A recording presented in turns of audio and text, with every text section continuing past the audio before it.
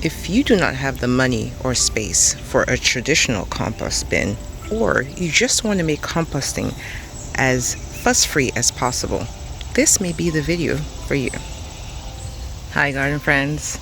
I was out in the garden today taking out the food scraps from my kitchen, and I thought I may just have to share this with you. This is my in-ground composter. So it's literally a hole in my garden bed. So this is, let me step out so you can see, this is my garden bed. It's probably about 4 by 8, and I have tomatoes and peppers and this big old blue spice basil growing here. But here I dug a hole in this earth. Now this was done last year. This soil here, if you look all around here, this used to be all just clay soil. But since I put in this composter, the soil here has transformed. So when I was putting these tomatoes in, I noticed a big difference in the soil here compared to the soil everywhere else, where this soil here was just richer. It wasn't as red as the other clay. It had more organic matter in it compared to the other ones. And it's all because of this composter. Now, like I said, I dug a hole, I took some of the soil out, and I put in this wire basket. This wire basket is from the Dollar Tree. You don't have to use a basket. I just used one. And I started filling it with kitchen scraps with cuttings from the garden. And I would just put whatever organic matter in here and cover it up. Now, if you have things like rats and stuff in your garden, you may need to make a better cover where they can't sneak in through. But I literally just covered it with a 3-gallon bucket. So I cover it with a bucket, and sometimes I would compost in that bucket as well. I would put food scraps in it and cover it with soil. And every time I had new scraps, I'd put it in here. Now I have other places I put food scraps in, mostly buckets that I have in garden beds. Let me show you one of those. So this is another garden bed I have here, and I have mostly peppers. This is a variegated Thai pepper, and she's pretty. But if you look in here, I have this bucket, and this bucket is not growing anything. It just has, it's a compost area. So I have food scraps and leaves. I have a kale plant behind there. Every time I get really bad leaves on it or caterpillars eat the leaves, I just put it in here. Now I have a cover for it, which is once again a Dollar Tree wire basket. And when I put those things in it, I try to cover it as much as possible with a lot of leaves, sometimes with soil, just to keep the bugs away, the flying insects, and to cover the smell so there's not as easily discoverable by digging pests. But like I said, if you have rats and rodents, you might need to do a bit more with the protection.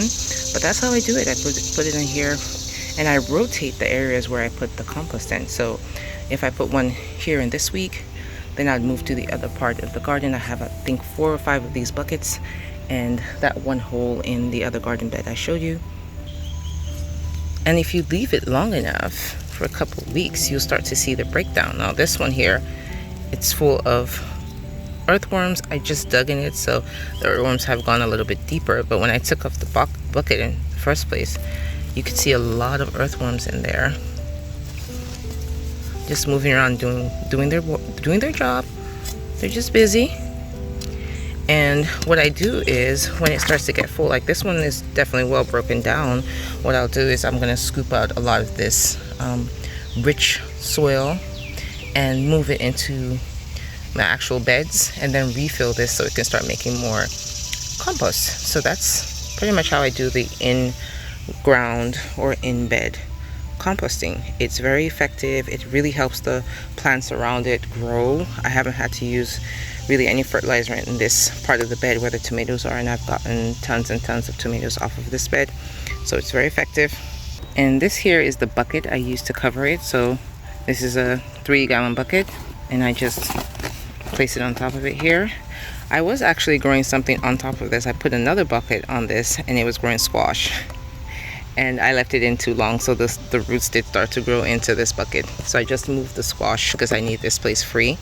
But yeah, this bucket also, like I said, I would compost in. So this one, I don't want to, has at the bottom, see, it's all broken down.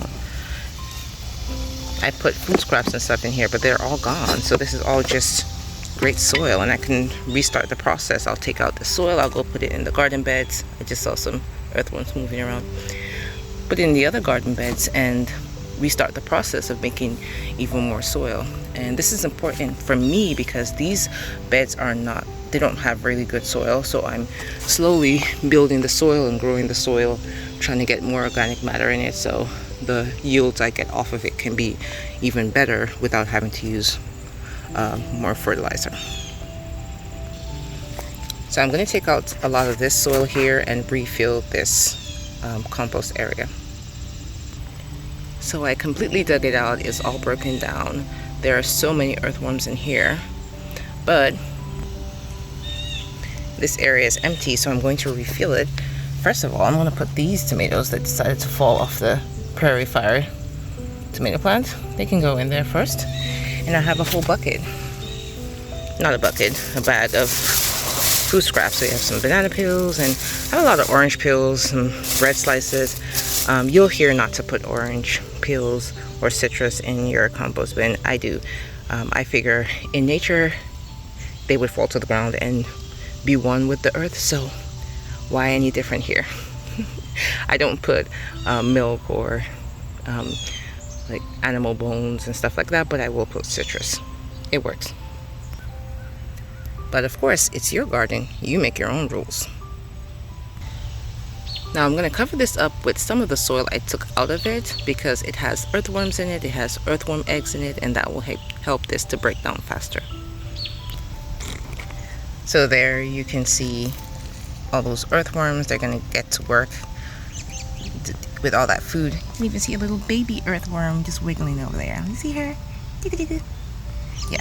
So in addition, I'm going to put some leaves. I got some kale and Swiss chard leaves. Most of them were like damaged by insects, or some of them are just yellowing and I'm not going to eat them, so I'm going to feed them to the earthworms. And I got some comfrey leaves. Now these are my first comfrey leaves. I just planted these this year, so these are the first ones I've picked off. And comfrey leaves are great because the root system of the comfrey plant goes really deep into the soil and pulls up all those nutrients that other plants can't reach, puts these nutrients into its leaves, and then I get to pick these leaves and put them in my compost. So there, I'm going to put this here. Doesn't have to be precious. And then I'm going to cover it up with that bucket, and then we should be done. So there it is, all settled in. Should start to break down and feed this soil. Hi bee. Hi baby. All right, so the plan is to get one of these in every bed I have. I have 6 beds. It's only in this one bed. So over the fall or winter time, probably winter or spring, I will be digging more holes and putting more of these systems in.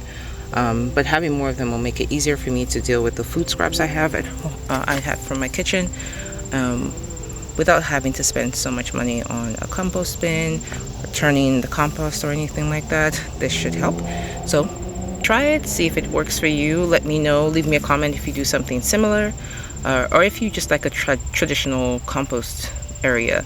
Let me know which benefits you found in your garden. Like the video if you like the video. Leave me a comment, even if it's just to say hi. And until the next video, may you always find joy in your garden and your life. Bye, garden friend.